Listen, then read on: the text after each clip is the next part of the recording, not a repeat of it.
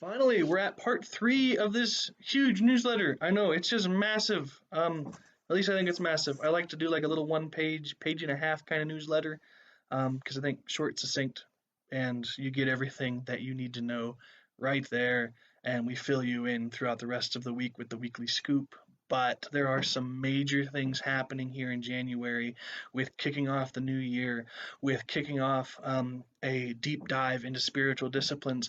And as we conclude January, we obviously we're going to have an annual congregational meeting on the 24th of January after worship, but we're also looking forward to the 2021 virtual national gathering. So that is part of the covenant order of evangelical Presbyterians. Now, what is this national gathering? The national gathering will be a weekend of leadership development, encouragement, and a deep dive into God's flourishing next step for your life and your ministry. Yes, we're all called to ministry as Christians, so it's definitely a wonderful opportunity. I've gone to it in person. The last couple of years, it has just been transformational, and we're hoping to bring that transformational aspect local and virtual here at the church. And this is all based on Genesis 12, verses 1 through 3. The Lord said to Abram, "Go from your country, your people, and your father's household to the land that I will show you. I will make you into a great nation, and I will bless you. I will make your name great, and you will be a blessing. I will bless those who bless you, and whoever curses you, I will curse. And all peoples on earth will be blessed through you." In Genesis 12, God has called Abraham to follow him and promises to be faithful. Yet he does not tell Abraham where he is going. So he's stepping out in faith.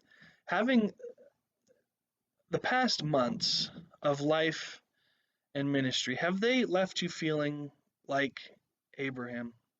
Like you've been plunging headlong into the unknown? The exhaustion, the disappointment, loss, and stress is overwhelming. Church is not the same as it used to be. Your community is not the same as it used to be. You're not the same as you used to be. Yet God is calling. He continues to lead us to places that only He knows. He continues to bless us to be a blessing, and He continues to inspire us to flourish.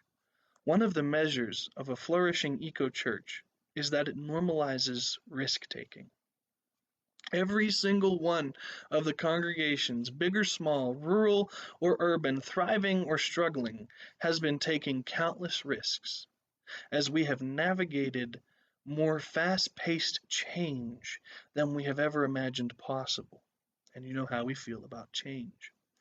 So we are weary, but we continue to seek out and trust opportunities that cause us to rely on the Lord. We continue to experiment and try new things, even when we fail. We do whatever it takes to see God's kingdom come in our context and in our world.